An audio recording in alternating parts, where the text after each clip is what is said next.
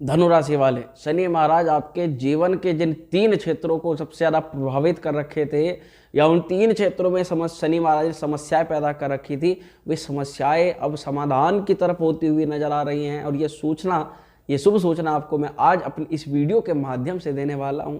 इसीलिए इस मुख्य वीडियो को जरूर आप सुने, ये आपके बहुत काम की हो सकती है, क्योंकि अवश्य जो धनु राशि वाले हैं उनके जीवन के 3 क्षेत्रों को जरूर शनि महाराज ने प्रभावित कर रखा है। ये जानते हैं कौन से हैं वे 3 क्षेत्र और कैसे आपको लाभ मिलना जा रहा है, और शनि क्यों आपको लाभ प्रदान कर रहे हैं, वजह क्या बन रही है। तो चलिए जानते हैं विस्तार से। नमस्कार, मेरा नाम है एस्ट्रो शिवम पंडित और मैं आप सभी का स्वागत करता हूं अपने यूट्यूब चैनल श्री विद्या एस्ट्रो में।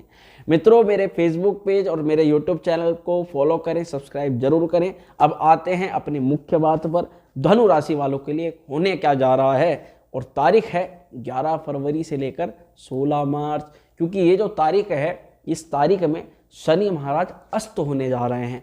अस्त होने का क्या तात्पर्य है? अस्त होने का सीधा सिंपल ये मतलब है कि जब कोई भी ग्रह सूर्य महाराज से अति निकट हो जाता है तो एक गैप इतना बचता है, एक अवस्था ऐसी बचती है जिसमें वो ग्रह सूर्य महाराज के अति निकट आने से अस्त हो जाता है, प्रभावहीन हो जाता है। कारण उसका यह है कि क्या आप 5 मिनट से ज़्यादा सूर्य नारायण को देख सकते हो? अगर मैं कहूँ 5 मिनट तो बहुत दूर की बात है, 2 मिनट भी, अगर 1 मिनट भी कोई देख ले तो उसमें अंधे होने के चांस उसके बन जाते हैं। तो सूर्य की रश्मियाँ इतनी प्रभावी होती हैं। इसीलिए शनि महाराज अब ठीक 11 फरवरी को और सूर्य महाराज के मध्य 15 अंशों से कम का गैप रह जाएगा।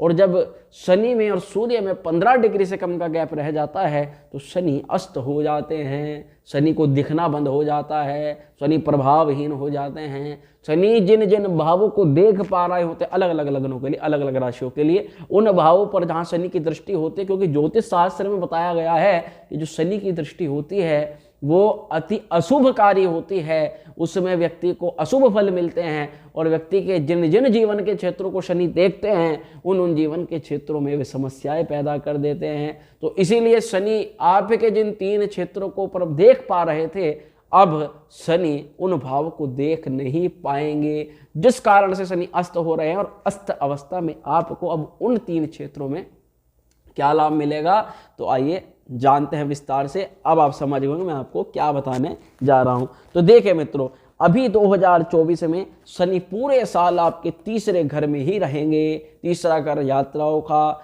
कई चीज़ों का होता है, व्यक्ति की मेहनत का होता है। तो एक अच्छी चीज़ तो ये है कि तीसरे घर से जो आपको लाभ मिलना है वो मिलकर रहेगा, क्योंकि शनि जैसे भाव पर बैठ जाता है उस भाव से संबंधित फलों को अवश्य प्रदान करते हैं। और यहाँ बैठकर व्यक्ति की जो पराक्रम होता है, व्यक्ति की मेहनत होती है, उसको सफल बनाते हैं शनि महाराज।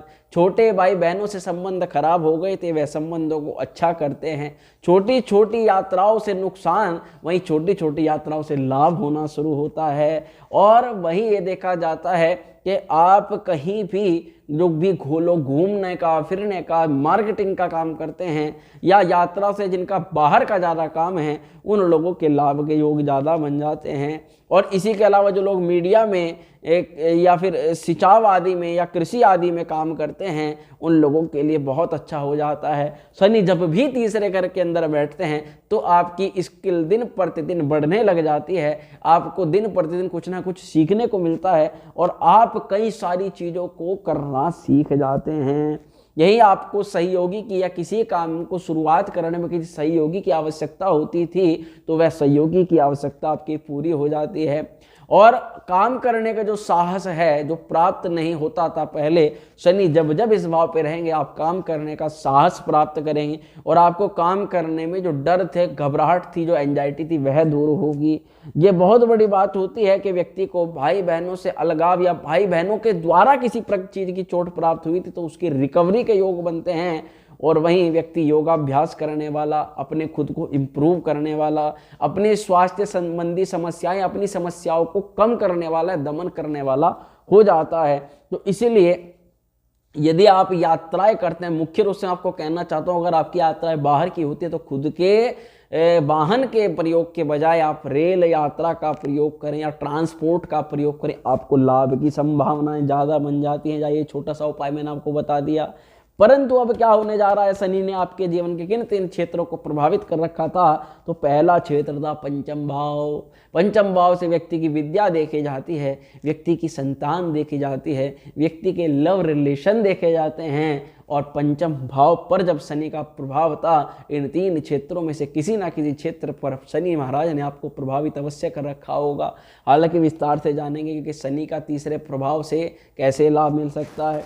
दूसरी तरफ शनि की 7वीं दृष्टि थी आपके भाग्य पर, जो भाग्य से मिलने वाले लाभ की प्राप्ति में एक अड़चन भी बनी हुई थी। और व्यक्ति जो मेहनत करता था, भाग्य मेहनत से कुछ ना कुछ फल तो उसको मिल जाता था, परंतु जैसे 50% मेहनत का और 50% भाग्य का तब 100% होता है, इसी प्रकार से 50 या 30% तो आपको मिल रहा होगा, परंतु वहीं 60 और 70% की जो कामना थी एक्स्ट्रा, वो कामना कहीं ना कहीं कामना ही रह गई होगी, क्योंकि भाग्य का अवरोधक यहाँ थे। भाग्य जब अवरोध करता है तो व्यक्ति जो इन्वेस्ट करता है वो भी उसका नुकसान में चला जाता है या उसका प्रॉफिट व्यक्ति प्राप्त नहीं कर पाता। तो भाग्य भाव पर भी शनि महाराज प्रभाव दे रहे थे। पिता से कुछ समय से मन मुटाव, या पिता के द्वारा किसी चीज की प्राप्ति ना होना, या पिता से अचल संपत्ति का जो लाभ था वो मिलता मिलता रुक जाना, इस प्रकार की कुछ समस्याएं देखने के लिए मिल सकती। तीसरी तरफ देखें तो शनि की 10वीं दृष्टि थी आपके 12वें घर पर। 12वें घर को जब जब व्यक्ति देखते हैं शनि महाराज, तो 12वें घर से खर्च बढ़ने लगता है, 12वें घर से व्याधियां जाने लगती है। व्यक्ति का जो पैसा है वो घूमने में, फिरने में, फिजूल खर्च के अंदर, जो काम की चीजें नहीं होती उसमें व्यक्ति का इन्वेस्टमेंट होने लगता है। व्यक्ति ने सोचा अंदर मन में कि काम की चीज में इन्वेस्ट करूंगा, ऐसी जगह पैसा लगाऊंगा कि जहां से 2 पैसे की प्राप्ति भी होगी, परंतु हुआ क्या कि पैसा जो है वो गलत जगह इन्वेस्ट हो रहा है। ना चाहने के बाद में भी, आप लाख ना चाहते उसके बाद में भी पैसा जा रहा है, बर्बादी की तरफ पैसा होता जा रहा है। तो ये 12वें घर पर दृष्टि होने से जो पैसा दिखाई देता है कि या तो व्यक्ति के फिजूल खर्च में, या व्यक्ति के नुकसान में, या तीसरा बीमारियों के अंदर पैसा जा रहा है, तो ये शनि की 12वें घर पर दृष्टि होने से इस प्रकार के योग बनते हैं। बट अब होने क्या वाला है, क्या लाभ आपको मिलने वाला है कि शनि की जब तीसरी दृष्टि पंचम भाव पर जाती है तो 5वें घर को विस्तार से जानते हैं। शिक्षा संबंधित रुकावटों में लाभ मिलेगा, संतान से संबंधित कोई आपको अच्छी कामना चाहिए थी उसके प्राप्ति होने के योग बनते हैं। किसी बहुत बड़ी समस्या में फंस गए थे तो उसके समाधान मिलने के योग बनते हैं। परामर्श करते रहने से लाभ के संयोग बनते हैं। कभी भी कामों को बिना परामर्श के शुरू ना कीजिएगा। परामर्श से संबंधित जो लोग काम करते हैं, जो कंसल्ट का काम करते हैं, जैसे कि आप और हम, जिन लोगों का जैसे डॉक्टर हुआ या ज्योतिषी हुआ या कोई भी जिनका कंसल्ट का काम है, उन लोगों के काम अच्छे चलने शुरू हो जाते हैं। व्यक्ति की बुद्धि चौपट हो गई थी तो बुद्धि थोड़ी साथ देनी शुरू कर देगी, और बुद्धि के साथ होने से आपको करियर के क्षेत्र में भी लाभ के संयोग बनेंगे। और यही क्योंकि पंचम भाव से प्रेम देखा जाता है, तो व्यक्ति के जीवन में अगर प्रेम संबंधित जीवन में नफा नुकसान हुआ है या बहुत बड़ी क्षतिग्रस्त आपके जीवन में हो गया है प्रेम का, तो वह आपको तो पुनः प्राप्त होगा, उसके योग बनते हैं। वहीं आपको इस समय इष्ट देव की भी कृपा मिलेगी, और इष्ट देव कृपा से जब व्यक्ति को इष्ट देव की कृपा मिलती है तो व्यक्ति के साध्य असाध्य कार्य भी पूर्ण होने लग जाते हैं। जो कामों में विश्वास चला गया था वो विश्वास पुनः वापस लौट करके आएगा। संचित कर्म जो काम आपने अब तक जोड़ा है उस काम से लाभ लेना शुरू कर दीजिएगा, क्योंकि ये पंचम भाव से देखा जाता है, शनि का प्रभाव उस पर कम होने जा रहा है। तो उस काम को छोटा मत समझिएगा। जो काम आपका घर का है या खुद का है या जिस काम को आप सबसे ज़्यादा जानते हो उसको अप्लाई करना प्रारंभ कर दीजिएगा। वहीं नीति विद्या की प्राप्ति और संतान से संबंधित सुखों की कुछ ना कुछ प्राप्ति के योग तो जरूर दिखाई दे रहे हैं। और शास्त्र ज्ञान या किसी भी विषय वस्तु का आप ज्ञान प्राप्त करना चाहते हैं, एडमिशन लेना चाहते हैं, या किसी क्षेत्र की पढ़ाई कर रहे हैं एडमिशन के तौर पर, तो उसकी प्राप्ति के योग बन जाते हैं। दूसरी तरफ जब शनि की दृष्टि भाग्य पर जाती है तो भाग्य के मुख्य कारक सूर्य और देवगुरु बृहस्पति हैं। तो यहाँ व्यक्ति का भाग्य थोड़ा थोड़ा उसका साथ देना शुरू कर देता है। जब भाग्य साथ देता है तो 3 लोग अवश्य साथ देते हैं। पहला मित्र साथ देता है, दूसरा पिता का साथ भी मिलता है, तीसरा व्यक्ति के गुरुओं का और बड़े अधिकारियों का सहयोग मिलने लग जाता है। जब जिन भी लोगों के जीवन में इन 3 लोगों का, इन 4 लोगों का सहयोग मिलता हो तो समझ जाइएगा कि व्यक्ति का जो भाग्य भाव है, जो नवम भाव है, वो बहुत पॉजिटिव है और उसके लाभ से व्यक्ति कभी भी जीवन के अंदर हार नहीं सकता। यदि आप शनि का प्रभाव इस भाव पर आप कम होने जा रहा है तो मैं आपको बहुत पॉजिटिव कर रहा हूं, बहुत एनर्जेटिक कर रहा हूं कि आप इस बात को मानिए कि भाग्य का साथ है तो मेहनत कर लीजिए। कभी कभी व्यक्ति के कुंडली के अंदर ग्रहों की स्थिति ऐसी होती है कि उसको भाग्य को जगाने के लिए परिश्रम ज़्यादा करना पड़ता है, परंतु एक समय पीरियड ऐसा आता है कि जब वो परिश्रम अपने ग्राफ में ऊपर की तरफ बढ़ रहा हुआ होता है तो व्यक्ति को उस टाइम तक का इंतजार करना चाहिए, फिर वहाँ पे भाग्य उसका साथ देना प्रारंभ कर देता है, क्योंकि शनि परीक्षा तो लेते ही लेते हैं मित्रों, ये बात तो आपको माननी ही पड़ेगी। तो यही भाग्य भाव पर दृष्टिपात करने से जब नवम भाव को शनि महाराज देख रहे हैं तो धार्मिक यात्राएं, धार्मिक गतिविधि, कुछ लंबी यात्राएं भी देखी जा सकती हैं इस स्थिति में। और किसी भी देवालय या किसी भी मंदिर में आप आवागमन कर सकते हैं, पूजा पाठ भी करवा सकते हैं। और क्योंकि पुण्य का विचार है भी इस भाव से देखा जाता है तो ये आपके पूर्व जन्म के जो पुण्य है उसका लाभ आपको इस समय अवधि में जरूर मिलेगा, जो कि नहीं मिल रहा था। मानसिक सोच बदलेगी और मानसिक सोच पॉजिटिव होगी, काफ़ी वाइब्रेशन आपके शरीर में, आपके माइंड में गुड़ आएंगी। और अगर नेगेटिव थॉट्स ज़्यादा आ रहे थे, अगर आपको नकारात्मक सोच ज़्यादा आ रहे थे, हर चीज़ होने के बाद में भी व्यक्ति को नेगेटिव थॉट आते हैं, तो ये चीज़ आपकी पहले से ज़्यादा सुधरेंगी।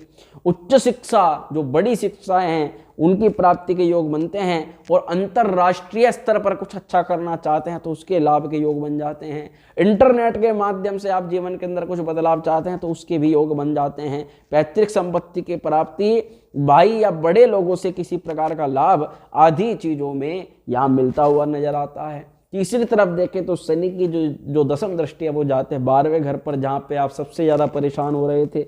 12वें घर पर शनि का प्रभाव कम होते ही व्यक्ति जिनको जेल जाने का डर भय हो गया था, जिनको बिना बात का भय उत्पन्न हो रहा था, हाय हमारे साथ कुछ गलत ना हो जाए, वो भय समाप्त हो जाएगा, पहली तो चीज। दूसरा, आपकी जिन लोगों के भी फिजूल खर्च हो रहे थे उन खर्चों पर रोक लगेगा। आध्यात्मिकता की जो खोज, आप जिस चीज की भी खोज कर रहे हो, अगर आध्यात्मिकता की खोज कर रहे हो उस खोज में आपको लाभ की प्राप्ति के योग बन जाते हैं। और मुक्ति का भी भाव इससे देखा जाता है, तो अगर बहुत बड़े पर लेवल की कोई परेशानी थी उससे मुक्ति के प्रबल योग यहाँ पर निर्माण हो रहा है।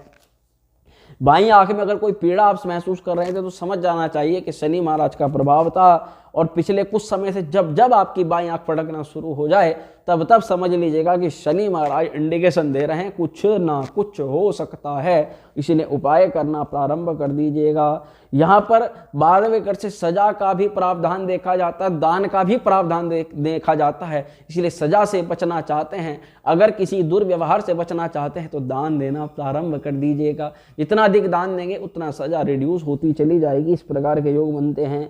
शीतलता का स्वभाव रखना बहुत अच्छा रहेगा आपके लिए।